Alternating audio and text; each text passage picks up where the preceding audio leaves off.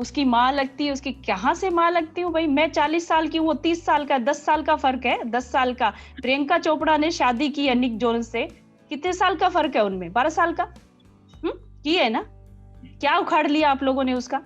मैं ये तो नहीं कर रही हूँ ना? वो हमेशा है सोचती मैं आसमान में उड़ रही हूँ, लेकिन उसको ये समझ में आना चाहिए कि इंसान को ज़मीन पे ही चलना है और ज़मीन को देख के चलना चाहिए, ना कि आसमान में। वहाँ क्यों नहीं खाया उसने जो मुझे संस्कार सिखा रही थी कि मैंने खाना फेंक दिया? करना पड़ता है, हर कोई करता है भाई। कौन-सा मैंने नियम तोड़ के पहली बार बोला है क्या? कौन नहीं देता गाली? Big Boss 14 has been a challenging season in itself. While there are challengers coming in and out of the house, there have been wildcard contestants who are making the most of their time inside. So, joining the clan was Sonali Fogart, who has recently got evicted. So, welcoming to Pinkula, Sonali. देखिए मैं ये हिंदुस्तान का सबसे बड़ा reality show है, उसमें जाके मुझे बहुत अच्छा महसूस हुआ और मेरी तरह के लोग जो बड़े साफ दिल के होते हैं, जो मन में जो है वो ही बोलते हैं, बाहर भी दिखाते हैं, तो वो लोग ऐसे लोग मेरे ख़्याल से शायद कम टिक पाते हैं, तो मुझे तो लगता था मैं 1 हफ़्ता भी शायद ना टिक पाऊँ यहाँ पे, लेकिन मैंने 33 दिन घर में बिताए और बड़े अच्छे से और सबने मुझे बड़ा रिस्पेक्ट दिया। तो बड़ा अच्छा मेरा एक्सपीरियंस रहा बिग बॉस के घर का। इतने बड़े शो पे गई पर फिर भी आपने इतना लो प्रोफाइल क्यों रखा? मतलब आप मैं अभी आपसे मिली थी प्रेस कॉन्फ्रेंस के वक्त भी, तभी भी आप एकदम ऐसे सेमी चुपचाप से बैठे थे। ऐसा क्यों था? देखिए वहाँ पे कुछ लोग अपने आप को बहुत ज़्यादा वो करते हैं कि हम ही हैं सब कुछ और आप उनसे अगर उनको कोई स्ट्रॉन्ग पावरफुल लगता है तो उसको दबाने की कोशिश की जाती है और अपने आप को सब लोग वहाँ ज़्यादा दिखाने की कोशिश करते हैं, ओवर रिएक्ट करते हैं। चाहे वो प्रेस कॉन्फ्रेंस की बात ले लो और मुझे लगता है कहीं न कहीं भेदभाव वाली बात भी मैं इसको कहूँगी कि भेदभाव किया जाता है कि वो लोग सोचते हैं कि ये हमारे बीच की नहीं है।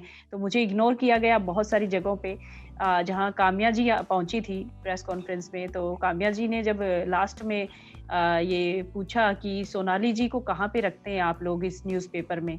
तो एक अर्शी खान उठ के बोली थी लेकिन वहाँ पे मुझे इग्नोर किया गया सभी घरवालों के द्वारा। तो वहाँ पे जैसे सबसे पहले रुबीना मुझे इग्नोर करती हैं और रुबीना को कहीं न कहीं लगता था कि मैं जैसे मेरे संस्कार दिखाती हूँ और मेरी चीज़ें दिखाती हूँ, मैं अपने आप को स्ट्रॉन्ग और संस्कारी एक लड़की के रूप में यहाँ पे प्रस्तुत कर रही हूँ। तो ये लेडी आ गई है, इसको अनुभव है या ये स्ट्रॉन्ग वुमन है और दबंग भी है, अपने प्रदेश में मानी जाती हैं। कहीं न कहीं ये चीज़ें यहाँ पे ठीक करके आपसे कहीं आगे ना निकल जाए। तो वो चीज़ें उसको कहीं न कहीं चुभ रही थी मेरे बारे में, तो उसने मुझे टारगेट करना शुरू किया और दोनों ही चीज़ें ले लो, जैसे रोटी वाला मामला था, तो मैं उससे कहना चाहती हूँ मेरा एक बाइट जो मैं रोते-रोते छोड़ा था, मैं खा नहीं सकती थी, कोई भी रो रहा होगा तो खाना नहीं खा पाएगा, इसलिए मुझे डस्टबिन में डाला था और मैंने नियम बनाया था घर में कि आप अपनी प्लेट को साफ करके जो भी बचा है डस्टबिन में डाल के और अपनी प्लेट को थोड़ा धो के रखेंगे ताकि बर्तन साफ करने वाले को ईज़ी रहे। तो वो नियम टूट जाता अगर मैं वो डस्टबिन में नहीं डालती तो। और जब निक्की का खाना बचा हुआ था वीकेंड पे जब खाना बाहर से आता है वो बॉक्स, तो उसमें भी निक्की ने खाना झूठा छोड़ा था। ऐसी ही वो संस्कारी है तो वो निक्की का बचा हुआ खाना खा लेती। वहाँ क्यों नहीं खाया उसने जो मुझे संस्कार सिखा रही थी कि मैंने खाना फेंक दिया। वहाँ कोई गाय भैंस तो बंधी नहीं हुई कि मैं मेरा झूठा खाना गाय को खिलाया हूँ या कुत्ते को खिला दूँ। वो बिग बॉस का घर था, वो वहाँ पे खाना रुबीना ने खुद 15 रोटियाँ मेरे सामने डाली है डस्टबिन में। वहाँ वो तब क्यों नहीं खाई, सेव करके रखती कि बुरे वक़्त के लिए चलो फ्रीज़र में डाल देते हैं और कौन-सा खराब होती है, फिर गरम करके खा लेते। 15 रोटी जो लेडी डस्टबिन में डाल देगी 3 दिन बाद एक टुकड़े के लिए मुझे इतना सुना रही है तेरी नवाबगिरी घर रखना, तेरी नेतागिरी घर रखना, तेरे वीआईपी ट्रीटमेंट हमसे नहीं झेले जाएँगे। कहीं न कहीं इनसिक्योरिटी साफ झलकती है उसकी इस चीज़ से और मैंने अपने आप को बड़ा लो प्रोफ़ाइल इसलिए रखा, कहीं न कहीं ये लोग इनसिक्योर नहीं हो जाए कि मैं पावरफुल महिला हूँ या मैं पॉलिटिशियन हूँ या एक सत्ताधारी पार्टी है उसकी मैं लीडर हूँ। तो इसलिए मुझे लो प्रोफ़ाइल रहना पड़ा और मैं ज़्यादा किसी के मामले में टाँग अड़ाने का मुझे आदत नहीं है। जो लोग बोल रहे हैं उनकी बात पहले वो बोलें और बाद में मुझे मौका मिले तभी मैं बोलूँ। मेरा हमेशा से सिद्धांत रहा है कि मैं जब बोलूँ तो मुझे मौका मिले तभी मैं बोलूँ।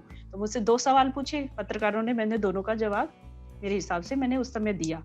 और आपने देखा होगा कि हर किसी के मामले में जब कोई बोलता है तो रुबीना बीच में टपकती है, लेकिन उसका जब बोलने का वक़्त आता है और कोई बोल पड़ता है तो तब उसकी उँगली ऐसे चलती है, नहीं, पहले मैं बोलूंगी, किसी को बोलने नहीं दूंगी।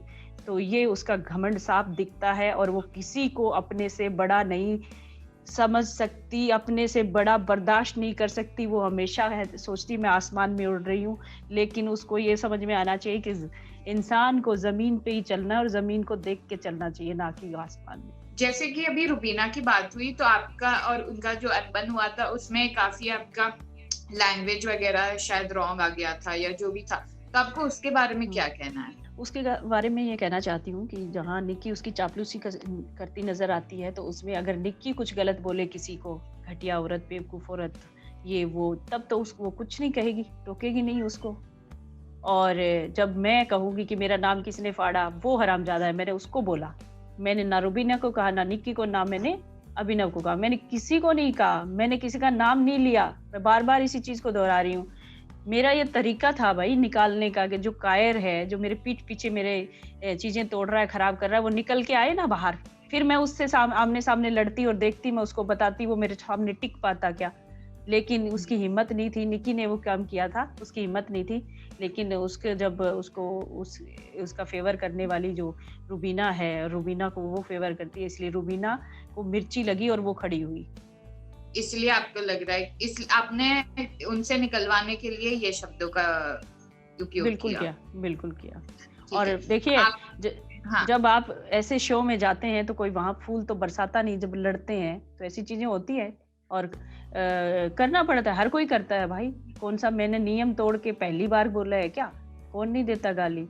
वहां पे कितने सारे ऐसे सदस्य घर में आए हैं, कितनी सारी लोगों ने क्या क्या, वहां जब शाम को बैठते थे कितनी गंदी गंदी गालियों से मतलब बातचीत करते हैं वो लोग। मैं वो तो नहीं करती, वो बहुत गंदी गालियां दी जाती हैं जो हम लोग कभी नहीं सुनते अपनी रेगुलर लाइफ में। लेकिन मैंने जब बोला ये तो, जब हम किसी से झगड़ा वगैरह होता है तो यही करते हैं ना, हम उसको मार काट तो नहीं देते। और अभिनव जी ने साफ साफ बोला है राहुल को, तुझे बाहर देख लूंगा और तुझे मार के रहूंगा। तो तब वो कहाँ जाती है रुबीना जी, उसके सिद्धांत कहाँ जाती है? अपने पति को समझाए ना। अभी जैसे एक तरफ झगड़े की बात है तो एक तरफ प्यार की भी बात है, और आपका और अली का जो इक्वेशन था उनको जैसे लोगों ने काफी पसंद किया और मीडिया में भी काफी छा गया, तो आपको इसके बारे में क्या कहना है? देखिए, मैं सलमान जी को भी बहुत पसंद करती हूँ। सलमान खान, धर्मेंद्र मेरे फेवरेट हैं, और उनको देखने के लिए हम जाते हैं किसी भी हद तक। मैं शो में आई हूँ सलमान जी की वजह से। अरे कौन सा बड़ा गुनाह है किसी को पसंद करना जो हमें अच्छा लगता है? तो सलमान जी की फिल्में, उनके डायलॉग, उनकी हंसी, उनका मजाकिया अंदाज मुझे बहुत पसंद है, बहुत अच्छे लगते हैं मुझे। और शो में मैं 1 महीना घर में हूँ, और मुझे कोई मुझे मेरी परवाह कर रहा है, मुझे कह रहा है अरे आप बड़ी खूबसूरत दिखती हैं, ये है वो, उसने मुझे तारीफ की, मेरी आंखों में देखो, ये वो किया, मुझे अच्छा लगा भी उसका स्टाइल मुझे अच्छा लगा, मैंने कह दिया मुझे अच्छा लगता है वो, मुझे उसको देखना अच्छा लगता है, वो बहुत अच्छा दिखता है, उसकी अच्छी पर्सनैलिटी है, उसमें क्या बुराई है? हम कौन से जमाने में जी रहे हैं? मैंने ये तो नहीं कहा मैं उससे शादी करने वाली हूँ या मैं उससे प्यार कर रही हूँ, मैंने ये तो नहीं कहा। उसमें बुरा क्या है? अरे आप करें तो सब ठीक है, और दूसरा कोई, मैं पॉलिटिशियन हूँ इसीलिए मुझ पे ये उंगलियां उठाई जा रही हैं, मैं नेता हूँ इसलिए, और कि उसकी माँ लगती है, उसकी कहाँ से माँ लगती हूँ भाई? मैं 40 साल की हूँ, वो 30 साल का, 10 साल का फर्क है, 10 साल का। प्रियंका चोपड़ा ने शादी की है निक जोनस से, कितने साल का फर्क है उनमें? 12 साल का की है ना? क्या उखाड़ लिया आप लोगों ने उसका? मैं ये तो नहीं कर रही हूँ ना। सुष्मिता सेन के बॉयफ्रेंड जो है काफी उम्र में छोटे हैं उनसे, उखाड़ लो ना सुष्मिता सेन का कुछ जाके।